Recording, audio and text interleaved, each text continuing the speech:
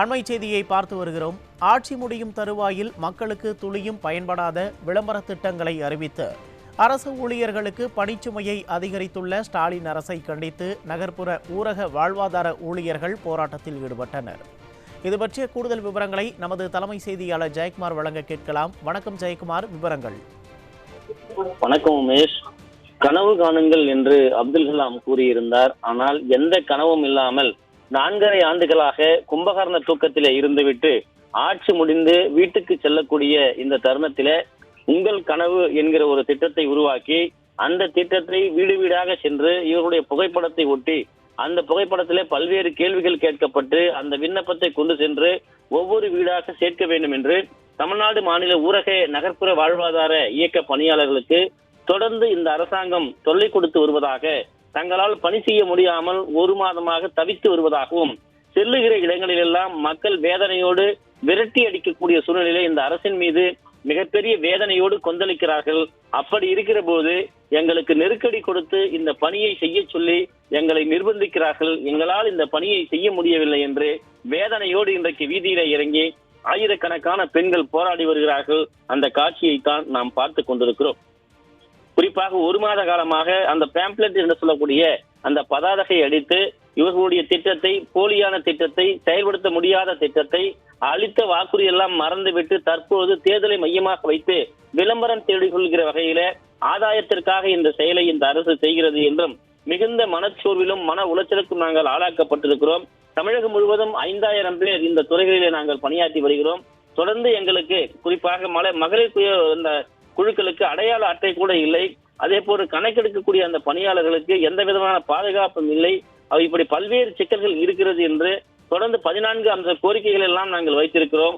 அதனையெல்லாம் மறந்துவிட்டு தற்போது இவர்களுடைய ஒரு போலியான ஒரு திட்டங்களை செயல்படுத்த துடிக்கிறார்கள்.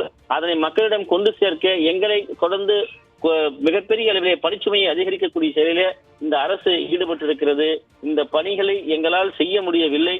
எனவே இந்த அரசினுடைய திட்டங்களுக்கு மக்கள் மத்தியிலே மிகப்பெரிய எதிர்ப்பு இருக்கிறது. இதனால் நாங்கள் வைத்த கோரிக்கையெல்லாம் இந்த அரசு மறந்து விட்டது. வேறு எதுவும் நாங்கள் கேட்கவில்லை. எங்களுடைய உரிமையைத்தான் நாங்கள் கேட்கிறோம். எங்களால் இந்த பணியை செய்ய முடியாது, எங்களுக்கு தயவு செய்து நிர்பந்திக்காதீர்கள் என்று ஏற்கனவே பல்வேறு அதிகாரிகளிடம் முறையிட்டும் கூட தொடர்ந்து 1 மாத காலமாக கொடுக்கக்கூடிய நெருக்கடியால் மன உளைச்சலுக்கு ஆளாக்கப்பட்டிருக்கக்கூடிய நாங்கள் இன்றைக்கு வீதியில இறங்கி நியாயமாக போராடி கொண்டிருக்கிறோம். ஆனாலும் கூட இந்த அரசு காவல்துறையை வைத்து எங்களை கடுமையான முறையிலே ஆண் காவலர்கள் வைத்து பெண்கள் என்றும் பாராமல் கைது செய்து கொண்டிருப்பதாக அவர்கள் வேதனை தெரிவித்திருக்கிறார்கள். குறிப்பாக இந்த தமிழ்நாடு மாநில ஊரக நகர்ப்புற வாழ்வாதார இயக்க பணி சங்கத்தைச் சேர்ந்தவர்கள் பல்வேறு முறையீடுகளை நாங்கள் ஏற்கனவே வைத்திருக்கிறோம். குறிப்பாக 14 அம்ச கோரிக்கைகளை வைத்துவிட்டு நாங்கள் காத்துக் கொடுக்கிறோம். மகளிர் திட்ட ஊரக நகர்ப்புற பணியாளர்கள் அனைவரும் மகளிர் சுய உதவிக்குழுக்களுக்கு வங்கிக் கடனோடு இணைக்கப்பட வேண்டும். அந்த மகளிர் குழுக்களுக்கு அடையாள அட்டைகள் வழங்கப்பட வேண்டும். மகளிர் உதவிக்கு கணக்கெடுப்பு பணிகள், அதே போன்று இந்த முதலமைச்சருடைய திட்டங்கள் என பல்வேறு பணிகளுக்கு எங்களை பயன்படுத்துகிறார்கள்.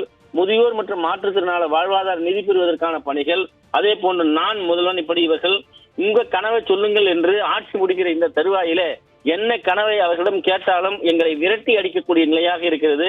இத்தனை நாள் இந்த அரசு எங்கே போயிருந்தது? வீட்டுக்கு செல்லக்கூடிய இந்த தருணத்திலே எப்படி இதற்கு ஏமாற்றக்கூடிய நடவடிக்கையில நீங்கள் இதை கொண்டு வந்து சேர்க்கிறீர்கள்? நீங்கள் அரசு அதிகாரிகளா, திமுக நிர்வாகிகளா என்று விரட்டி அடிக்கக்கூடிய சூழ்நிலை இருக்கிறது.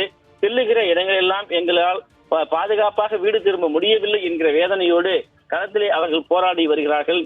எங்களுக்கு பாதுகாப்பு இல்லை. 1 மாத காலமாக மிகப்பெரிய நெருக்கடி கொடுக்கப்பட்டு வருகிறது. இதனால் தான் நாங்கள் போராட்ட களத்தில் இன்றைக்கு நின்று கொண்டிருக்கிறோம். எங்களுடைய வாழ்வாதாரம் பாதுகாக்கப்பட வேண்டும். இல்லை என்றால் மிகப்பெரிய அச்சுறுத்தலுக்கு நாங்கள் ஆளாவோம். இந்த அரசு இவர்களை மையமாக வைத்து, இவருடைய விளம்பரங்களை மையமாக வைத்து இது போன்ற நடவடிக்கைகளை ஈடுபட்டு வருகிறார்கள் என்று வேதனையோடு தெரிவித்திருக்கிறார்கள். தமிழகம் முழுவதும் இருக்கக்கூடிய ஆயிரக்கணக்கான இந்த மகளிர் குழு சமுதாய அமைப்பாளர்கள் என பல்வேறு பணிகளிலே பணியாற்றி வரக்கூடிய பெண்கள் இந்த நியாயமான கோரிக்கையை வலியுறுத்தி போராடுகிறார்கள். காட்டுமிராண்டித்தனமாக அவர்களை கைது செய்யக்கூடிய நடவடிக்கைகளை காவல்துறை இறங்கி இருக்கிறது. இதனை வன்மையாக கண்டிப்பதாக கண்டன முழக்கங்களை இந்த அரசுக்கு எதிராக அவர்கள் வேதனையோடு பதிவு செய்து வருகிறார்கள். தமிழக அரசினுடைய மாநில ஊரக மற்றும் நகர்ப்புற வாழ்வாதார இயக்க அனைத்து பணியாளர்கள் பணி பாதுகாப்பு, பணி நிரந்தரம், ஊதிய உயர்வு, வாழ்வாதார கோரிக்கை, இப்படி பல்வேறு கோரிக்கையெல்லாம் நாங்கள் வைத்திருக்கிறோம். அதையெல்லாம் கண்டுகொள்ளவில்லை. இவர்களுக்கு வாக்கு வங்கிக்காக தங்களை பயன்படுத்துகிறார்கள்.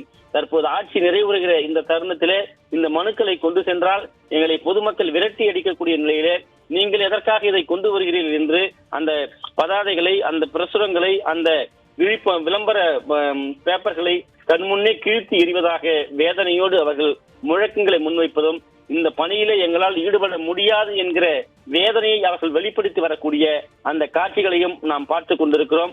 மிகப்பெரிய துயரத்தினுடைய உச்சத்திலே இருக்கக்கூடிய அந்த ஊழியர்கள் போராட்ட களத்திலே காவல்துறை எப்படி ஒடுக்கி கொண்டிருக்கிறார்கள், எப்படி அவர்கள் மீது அடக்குமுறையை கட்டவிழ்த்து விட்டிருக்கிறார்கள் என்கிற அந்த அவலத்தை தற்போது பார்க்கலாம். விவரங்களுக்கு நன்றி ஜெயக்குமார்.